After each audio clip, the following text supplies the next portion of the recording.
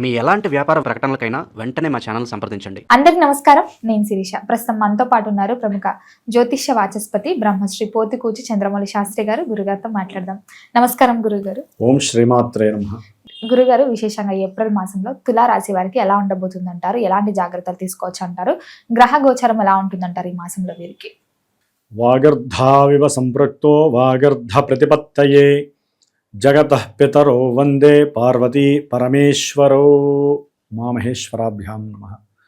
మా తులారాశి ఈ ఏప్రిల్ మాసంలో తులారాశి వారికి గ్రహ గోచార స్థితుల్ని కనుక గమనించినట్లయితే భాగ్యభావంలో ఉన్నటువంటి గురుడు, లాభంలో ఉన్నటువంటి కేతువు, షష్ఠమంలో ఉన్నటువంటి శని, కుజుడు మరియు బుధుడు 11వ తేదీ నుండి కూడా ఏప్రిల్ 11 నుంచి ఈ బుధుడు అనేటటువంటి గ్రహము 6వ స్థానంలో, అంటే ప్లస్ రవి కూడా 14వ తేదీ వరకు కూడా ఈ మాస మధ్యం వరకు కూడా అక్కడే ఉంటారు. అంటే 6వ గ్రహంలో రవి, కుజ, బుధ, శని 4 గ్రహాల యొక్క విశేషత్వము, భాగ్యంలో ఉన్నటువంటి గురుడు, లాభంలో ఉన్నటువంటి కేతువు. చాలా విశేషమైనటువంటి రాశుల్లో తులారాశి ఈ ఏప్రిల్ మాసంలో వారు ఏదైతే సాధించాలనుకున్నారో అన్నీ సాధించేటటువంటి మంచి గ్రహ స్థితిగతులు కనిపిస్తున్నాయి. అంటే ఒకటి మనకి గోచార శాస్త్రరీత్యా గోచారంలో ఉన్నటువంటి మరి 6వ స్థానంలో గ్రహాలన్నీ ఉంటే బాగుంటుంది అనేటటువంటిది వాస్తవం. అదే జాతకంలో గనక జన్మజాతకంలో ఈ 6 గ్రహాలు 6వ స్థానంలో ఉంటే లగ్నం నుంచి మహాదోషప్రదం. అంటే జన్మజాతకం అనేటటువంటిది మెయిన్ విషయాల్ని సూచిస్తూ ఉంటుందమ్మా. 6వ స్థానం అనేటటువంటిది రోగాలని, శత్రువులని, అట్లాగే రుణాలని సూచిస్తుంది. ఇప్పుడు ఈ 6 గ్రహాలు ఇక్కడ ఉండటం ద్వారా ఎవరైనా సరే బంధుమిత్రాదుల్లో శత్రువులు ఉన్న తులారాశి వారికి, ఉద్యోగంలో ఎవరైనా శత్రువులు ఉన్నా, అంటే వీరి మీద ఉన్నవి లేనివి చెప్పటము, వీరిని శాసించేటటువంటి పెద్ద ఉద్యోగస్తులు కానీ, అంటే వీరు చేస్తున్న ఉద్యోగాదుల్లో, లేకపోతే ఉద్యోగాదుల్లో ప్రమోషన్ లేక ఇబ్బంది పడుతున్నటువంటి వారికి, అవన్నీ కూడా సానుకూలమైనటువంటి పరిస్థితుల్లోకి రాబోతున్నాయి అని చెప్పుకోవాలి.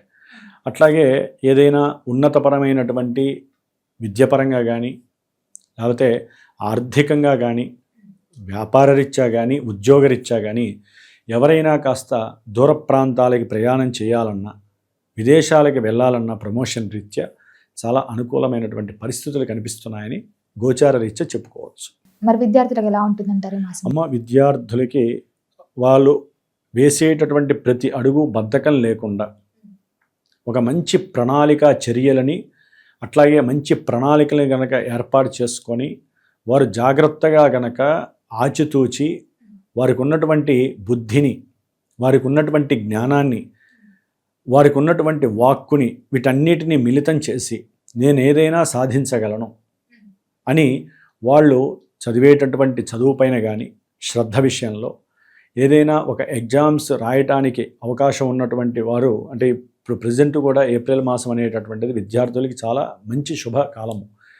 ఈ తులారాశి వారికి అది చాలా యోగ్యకరమైనటువంటి పరిస్థితులను కూడా కలుగు చేస్తుంది. కాబట్టి విద్యార్థులకి ఎవరైనా వ్రాసేటటువంటి ఎగ్జామ్స్ దేనికైనా కానివ్వండి, విదేశాలకి వెళ్ళటానికి రాసే ఎగ్జామ్స్ కానీ, మామూలుగా ఇంటర్మీడియట్ విద్య వరకు కానివ్వండి, ఉన్నతమైనటువంటి విద్యల పరంగా కానివ్వండి, వీరికి చక్కటి వ్రాత పరీక్షలో ఉన్నతమైనటువంటి ప్రథమ శ్రేణి కలిగే అవకాశం ఉంటుంది. అట్లాగే ఉద్యోగస్తులకి అనుకున్నటువంటి ఉద్యోగం వైపు మరల్చేటటువంటి అవకాశాలు కూడా, అంటే ట్రాన్స్ఫర్స్ కలగటానికి కూడా చాలా అనుకూలమైనటువంటి పరిస్థితులు కనిపిస్తున్నాయి. దాన్ని మనం అభీష్ట సిద్ధి అంటారు. లాభంలో ఉన్నటువంటి కేతువు అభీష్టాల్ని సిద్ధి చేస్తున్నాడు.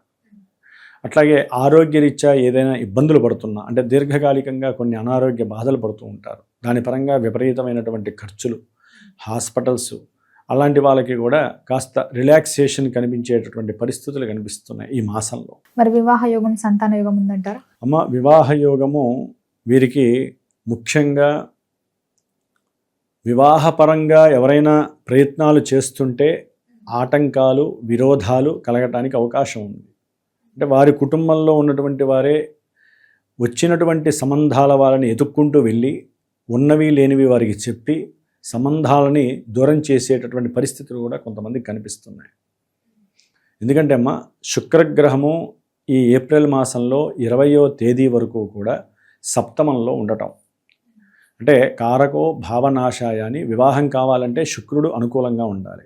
కానీ తులారాశి వారికి సప్తమంలో శుక్రుడు ఈ నెల 20 వరకు ఉండి కూడా వివాహ బంధకాలని చేసేటటువంటి ప్రతిబంధకాలు అనుకున్నవన్నీ కూడా జరగకపోవడం అనేది సూచిస్తున్నాడు. సంబంధాలు వస్తాయి, అవతల వాళ్ళు కాస్త ఎగ్రీ అవ్వటము, లేకపోతే మేనరికం తరపు కానీ అయిన వాళ్ళు కానీ సంబంధాలకి వీరిని అడగటము, ఇలాంటివి జరిగే అవకాశాలు ఉన్నాయి. ముఖ్యంగా భార్యాభర్తల మధ్య సయోధ్య లేకపోవటం, కుటుంబంలో అనుకూలమైనటువంటి సంఘటనలు వారికి అంతగా అనుకూలించవమ్మా. ఏది మాట్లాడినా ఇరువురి మధ్య వైవిధ్యకరమైనటువంటి సంభాషణలే నడుస్తూ ఉంటాయి. అవి ఒక్కోసారి ఒకరికొకరు కొట్టుకునే స్థాయికి కూడా వెళ్తాయి తులారాశిలో. ఎందుకంటే అమ్మ ఇక్కడ 6వ స్థానంలో ఉన్నటువంటి గ్రహాలు అనుకూలం ఇస్తాయి. అన్ని గ్రహాలు అనుకూలమే, 4 గ్రహాలు. కానీ ఒక్కొక్క గ్రహానికి ఒక్కొక్క రకమైనటువంటి స్థానాధిపత్యము, వైవిధ్యకరమైనటువంటి భావాలని క్రియేట్ చేసే శక్తి ఉంటుంది. కాబట్టి భార్యాభర్తల మధ్య కానీ వ్యాపారస్తుల మధ్య కానీ అనుకోకుండా ఆకస్మికంగా ఆర్థికపరమైనటువంటి విషయాలలో, వారు అనుకున్నది జరగట్లేదనేటటువంటి విషయాలలో కొన్ని అపశృతులు జరిగి వారి మధ్య కలహాలు కలగడానికి అవకాశాలు మెండుగా ఉన్నాయి ఈ మాసంలో ఈ యొక్క తులారాశి వారికి. మరి పెట్టుబడులు పెట్టచ్చంటారా గురుగారు? పెట్టుబడులు పెట్టడానికి ఇది అంత యోగ్యకరమైన కాలం కాదమ్మా. అంటే అప్పుల వలయంలో చిక్కుకుపోతారు. ఎందుకంటే అమ్మ తులారాశి వారికి మరి బుధుడు వ్యాపార కారకుడు. పెట్టుబడి పెట్టాలంటే అది గృహరీత్యా పెట్టినా ఇబ్బందే, వ్యాపార రీత్యా పెట్టినా కూడా ఇబ్బందులే. ఎందుకంటే బుధుడు స్థితి ఈ యొక్క తులారాశి వారికి కొంత ఆగమ్య గోచరంగా ఉంటూ ఉంటుంది. శత్రువుల్ని వృద్ధి చేయటం, ఎప్పుడో విడిపోయినటువంటి వాళ్ళు కూడా దగ్గరే వారు శత్రువులుగా మారటం, అంటే బుధగ్రహ బలం లేదు ఇక్కడ. కాబట్టి పెట్టుబడి పెట్టడం వలన అంతగా అనుకూలమైన పరిస్థితులు కనపడట్లేదు ఈ యొక్క తులారాశి వారి. మరి కొంతమంది ఈ మాసంలో ఎవరైనా కొత్తగా బిజినెస్ స్టార్ట్ చేద్దాం, వ్యక్తిగతంగా ఏదైనా వ్యాపారం పెడదాం అనుకునే వారికి పెట్టుకోవచ్చు అంటారా? లేదమ్మా, వీళ్ళకి సూర్య బలము లేదు, బుధగ్రహ బలము లేదు. నీచస్థిత బుధుడు మళ్ళీ ఇప్పుడు ఈ యొక్క సూర్య భగవానుడు 15 నుంచి కూడా సప్తమంలోకి వస్తున్నాడు. బట్ అంత యోగ్యకరమైనటువంటి కాలం అయితే కాదు. అనుకున్న అభీష్టాలలో ముందుకు వెళ్ళగలుగుతారేమో కానీ పెట్టిన తర్వాత దాని యందు లాభాలు ఆశించటంలో మాత్రము ఒకందుకు తక్కువగానే ఆలోచించాలని నేను అనుకుంటున్నాను. ఆర్థిక పరంగా, ఆరోగ్యపరంగా ఎలా ఉంటుందంటారు ఈ మాసం? ఆర్థికంగానైతే కనుక వీరు ఎంత కష్టపడ్డా కూడా ఇంకా మేము వెనకే ఉన్నాము, మేము సరైనటువంటి ప్రోద్బలంతో మేము ముందుకు ఎదగలేకపోతున్నాం అనేటటువంటి కుంచిత భావంతోనే ఉంటారే తప్ప ఆర్థికంగా మేము ఎదిగాము అనేటటువంటి స్థితి అయితే కనుక వీళ్ళలో కనపడదమ్మా. ఎందుకంటే శత్రురోగ రుణబాధలు అనేటటువంటివి తగ్గే అవకాశాలు ఉండొచ్చు, కానీ అక్కడ ఉన్నటువంటి గ్రహ సమ్మేళనం అంత యోగ్యకరంగా లేదు. కాబట్టి అది కాస్త వీళ్ళకి ఇంకా ఇవన్నీ కూడా పెరిగే ఛాన్సెస్సే ఉంటాయి.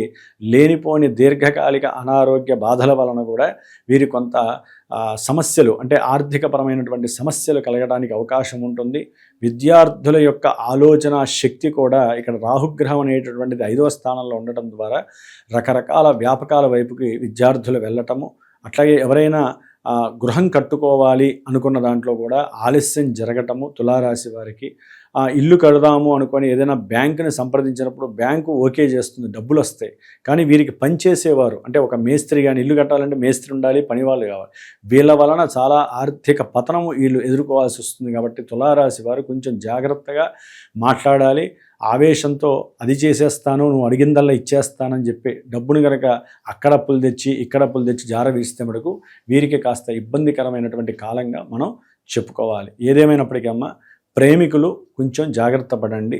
అట్లాగే ఎవరికైనా సరే దీర్ఘకాలిక అనారోగ్య సమస్యలు కనుక ఉన్నట్లయితే ఈ యొక్క కుజశనులకి సంబంధించినటువంటి బుధుడికి ముఖ్యంగా బుధగ్రహానికి సంబంధించినటువంటి స్తోత్ర పారాయణలు చేసుకోవటము, వాటికి సంబంధించిన జపతపాదులు చేసుకోవటము కంపల్సరీ చేసుకోవాలి.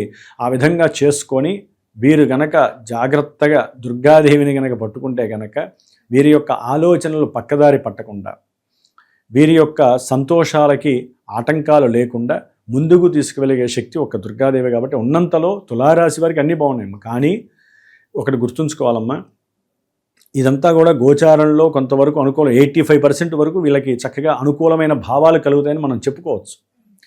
కానీ వీటిల్లో కొంతమంది అందరూ ఉండగా కొన్ని కోట్ల మంది ఉంటారు. అందరికీ అనుకూలంగా ఉండవు.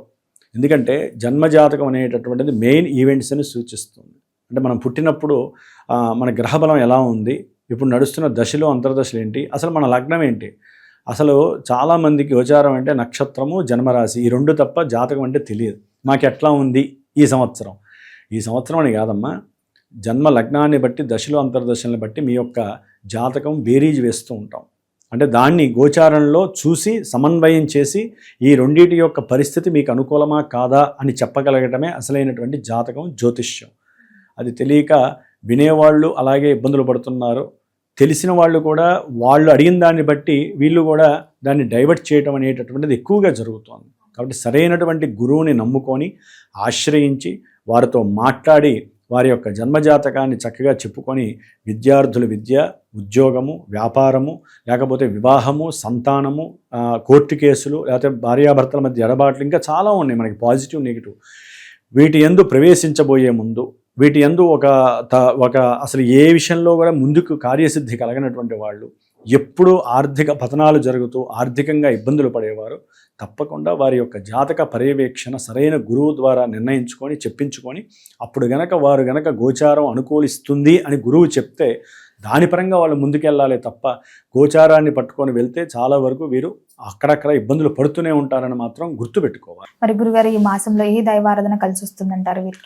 దుర్గాదేవి దైవారాధన వీరికి అత్యంత శ్రేయోదాయకం. గురుగారు మొత్తం మీద ఈ మాసంలో తులారాశి వారికి ఎలా ఉండబోతుంది, ఎలాంటి జాగ్రత్తలు తీసుకోవాలో తెలియజేసినందుకు ధన్యవాదాలండి. శుభమస్తు.